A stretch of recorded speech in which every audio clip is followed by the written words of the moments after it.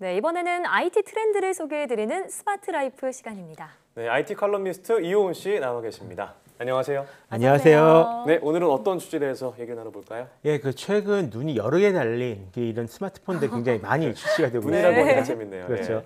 그 뒷면 카메라를 하나에서 2개 늘린 것도 한 얼마 안 됐거든요. 네. 그래서 이제 3개, 4개 이렇게 붙이고 있는 건데요.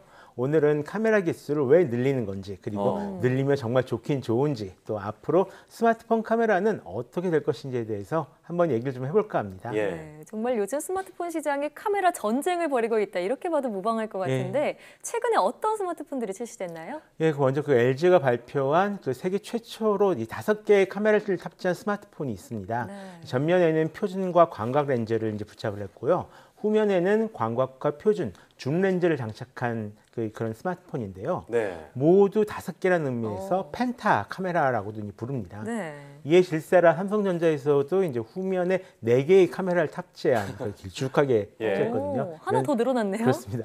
이런 카메라를 이제 스마트폰을 공개를 했는데요. 네. 여기에서도 이제 후면에 4개, 전면에 하나가 있기 때문에 이 펜타 카메라를 단 스마트폰이라고 부를 수 있을 5개요. 것 같습니다. 예. 예. 광각에다가 표준, 망원에다가 이것도 함께 이제 스마트폰 카메라와 촬영 대상 간의 거리를 잴 수 있는 이런 카메라가 있어요. 네. 이건 심도 측정 카메라라고 하는데요. 네. 이게 함께 붙어 있습니다.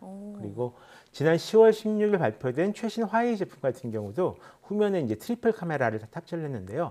LG 스마트폰과 마찬가지로 광각, 표준, 줌 렌즈를 탑재한 것이 특징입니다. 네. 실은 이 기존 화웨이 스마트폰에서도 트리플 카메라가 있긴 있었거든요. 네. 예전에도. 근데 예전에는 이 표준과 줌 렌즈를 달고 나머지 하나는 흑백 카메라였어요. 네. 예, 그래서 이번에는 이 흑백 카메라를 버리고 광각 렌즈를 이제 달았다. 이것이 좀 달라진 점이라고 볼 수 있을 것 같습니다. 그렇군요. 뭐 다양한 화각, 다양한 화질의 카메라로 멋진 사진을 찍어라 이런 네. 전략인 것 같은데요. 그럼 구체적으로 어떤 점이 좀 좋을까요? 사실 이 트리플 카메라 같은 경우도 활용하는 방법에 따라서 좀 종류가 여러 가지로 나뉩니다. 네. 일단 표준이랑 줌 그리고 어떤 이 기본 렌즈, 그러니까 이런 것들이 좀 기본이라면 다른 하나는 뭐 거리 측정용 어떤 심도 카메라를 달기도 하고요. 예. 아니면 흑백 카메라를 달아서 사진 품질을 높이는 데 이제 사용하기도 하는데요. 여기에다가 아예 표준 2배줌, 5배줌 렌즈를 다는 경우도 있습니다. 네. 예. 다만 보셨듯이 이제는 이제 광각, 표준, 줌 렌즈로 좀 이게 정리가 되어가는 그런 분위기이긴 한데요. 이렇게 네. 되면 굉장히 다양한 화각으로 사진을 찍을 수 있다라는 장점이 있습니다. 예를 들어서 여행을 갈 때는 굉장히 넓게 광각을 찍고요. 불꽃놀이 같은 것을 볼 때는 멀리 당겨서 이제 줌으로 찍을 수가 있는 거죠. 스마트폰 카메라로 다양한 사진을 보기 좋게 찍을 수가 있다. 이게 어떤 이런 여러 개의 카메라를 가졌을 때 장점이라고 할 수 있을 것 같습니다. 네.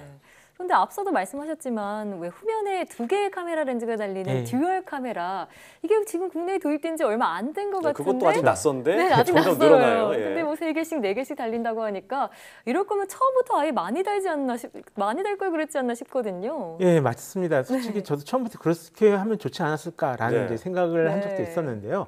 이 사람이 발상을 바꾸는데 시간이 조금 걸립니다. 먼저 보실 것은 이제 2004년에 출시됐던 카메라폰 광고 영상인데요. 굉장히 옛날 예. 화면이네요. 예. 300 광학줌을 가진 카메라폰입니다. 근데 보시면 아시겠지만 처음에는 이렇게 당시 판매되던 디지털 카메라를 네. 아예 스마트폰에 붙이려는 시도를 했었습니다. 예, 그러니까 디지털 카메라처럼 센서는 하나만 쓰고 이 렌즈를 조절해가지고 좀 다양한 화각의 사진을 담아보겠다라는 생각만 했던 거죠. 또 이런 생각은 스마트폰 시대가 되었어도 별로 달라지지 않았었는데요. 네. 예. 2012년에 나와서는 이 스마트폰 카메라 경쟁에 불을 질렀던 노키아 제품들이 있어요. 그리고 2013년에 나온 이 삼성의 디지털 카메라 폰이 있거든요. 네. 네. 이거 같은 경우도 그냥 디지털 카메라 같은 스마트폰을 만들다라는 이런 개념에서는 벗어나질 못했었습니다. 자, 그런데 그 듀얼 카메라가 작년인가요? 재작년에 나왔나요? 예, 작년 정도 이제 많이 네, 출시된 거예요. 개정했죠. 네, 언제 그러면 나왔다고 볼 수 있을까요? 근데 정확히? 이게 정말 재밌는데요. 네네. 원래 한 2011년에 듀얼 카메라를 단 스마트폰이 이미 나온 이미 적이 있습니다. 나왔었어요? 예. 그랬어요? 그때 이제 한창 3D TV가 유행하던 시절이잖아요. 네. 그래서 이제 그런 붐을 타고 3D 사진이나 3D 영상을 찍을 수 있는 폰들이 좀 나왔었는데요. 네. LG에서 나온 3D 스마트폰과 HT에서 나온 3D 스마트폰들이 바로 그 스마트폰들입니다. 이 3D 사진을 찍기 위해서는 사람 눈으로 보는 것처럼 양쪽에서 찍어야 하니까 듀얼 네. 카메라가 달릴 수밖에 없었는데요. 또 2015년에 나온 LG 제품에서도 전면에 듀얼 카메라가 탑재된 적이 있었습니다. 네. 셀카를 셀카를 잘 찍기 위해서 약간 넓은 화각으로 찍을 수 있는 이런 예. 게 하나 더 탑재가 됐었던 거고요. 그리고 2016년에 나온 그 레노버에서 나온 스마트폰이 있는데요. 여기서도 이미 트리플 카메라를 달고 아, 있습니다. 2년 트리플을요? 전인데요. 예, 근데 표준 카메라랑 심도 카메라 그리고 어안 광각 카메라를 달고 있었는데요. 사실 그때는 저도 이 폰 쓰면서도 네. 이 트리플 카메라라고 별로 생각을 안 했었어요. 네. 그 이유가 사진을 잘 찍기 위해서 붙여놓은 이제 카메라가 아니라 구글이 어떤 증강현실 프로젝트인 탱고라고 있었습니다. 예. 이것을 실현시키기 위해서 집어넣은 아. 그런 카메라였기 때문입니다. 네, 그러니까 이렇게 기업들이 계속해서 후면 카메라를 여러 개를 장착하는 이유가 다양한 광각으로 찍기 위해서다 이렇게 말씀을 해주셨는데 그러면 사진의 품질도 좋아지나요? 아쉽게도 여러 개를 단다고 사진 품질이 좋아지지는 않습니다. 그래요? 네. 지금 그 10만 원대에 출시되는 이런 스마트폰들이 있거든요. 네. 이 폰들도 요즘은 대부분 다 듀얼 카메라를 달고 있는데요. 이 스마트폰들 찍으래 어떤 뭐 굉장히 좋은 사진을 찍어준다 이렇게 말씀하신 분들 아무도 안 계세요. 네. 예. 다만 요즘 이제 부품이 상향 평준화돼가지고 웬만한 스마트폰으로는 이제 밝은 곳에서도 좀 괜찮은 사진을 찍을 수 있다 이 정도인데요. 또 새로 나온 구글 스마트폰 같은 경우에도 얘는 싱글 카메라밖에 없거든요. 네. 예, 딱 하나인데도 다른 듀얼 카메라보다 훨씬 더 나은 사진을 찍어준다라고 합니다. 결국 중요한 것은 카메라 개수보다 카메라에 달려있는 이미지 센서 그리고 그걸 이 찍은 사진을 처리하는 이런 프로세싱 기술이 훨씬 더 중요하다라고 하네요. 네. 그럼 이런 그 구도나 색감 이런 것들을 만들어주는 걸 인공지능 기술인 거잖아요. 예. 그게. 그럼 그 기술도 점점 발전하고 있는 건가요? 예, 일단 뭐 센서 크기 같은 경우는 스마트폰 크기 때문에 좀 한계가 있거든요. 두께가 예. 얇으니까요. 그리고 예. 물론 최근 이렇게 화웨이에서 발표한 스마트폰 같은 경우는 옛날에 팔던 좀 고급 똑딱이 정도의 센서를 달고는 있습니다. 네. 그 일반 디지털 카메라들이 쓰던 크기의 어떤 센서를 집어넣긴 했었는데요.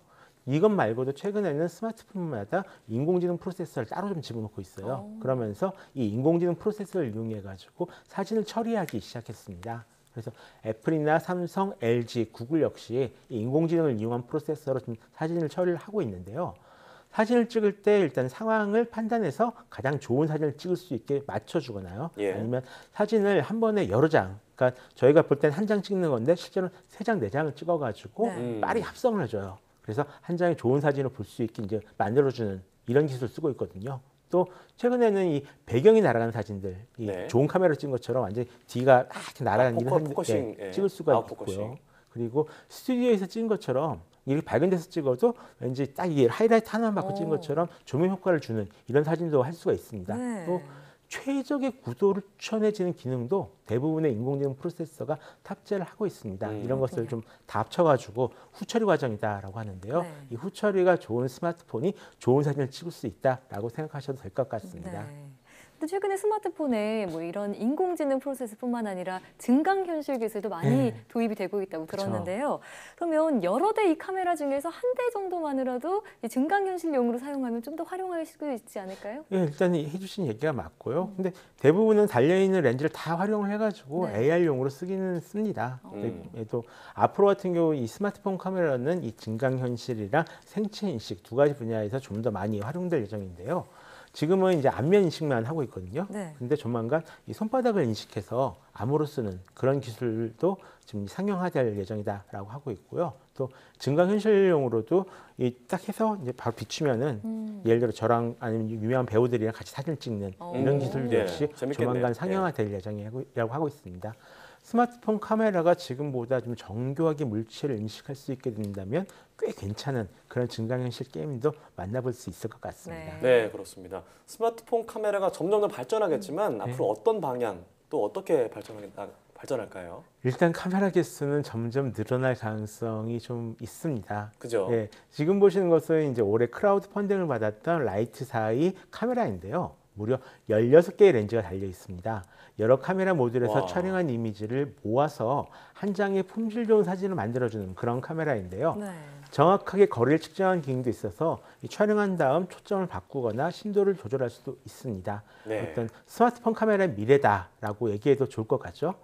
근데 이 회사에서 이번에 9개의 카메라가 달린 스마트폰을 내놓겠다라고 합니다. 다다익선인가요? 그렇습니까? 네. 다만 이 카메라로 찍은 사진이 이 스마트폰으로 찍은 사진보다는 확실히 좋은데요. 아직까지 그 DSLR로 찍은 사진보다는 많이 좀 떨어지기에 꼭 이렇게 발전했다라고 좀 장담하기는 어려운 상황입니다. 네, 왠지 앞으로는 휴대폰 사러 가면은 앞면이 아니라 뒷면부터 확인하는 그런 습관이 들려지지 네. 않을까 싶네요. 네, 지금까지 IT 칼럼니스트 이효훈 씨와 함께 스마트폰 최신 기술에 대해서 살펴봤습니다. 고맙습니다.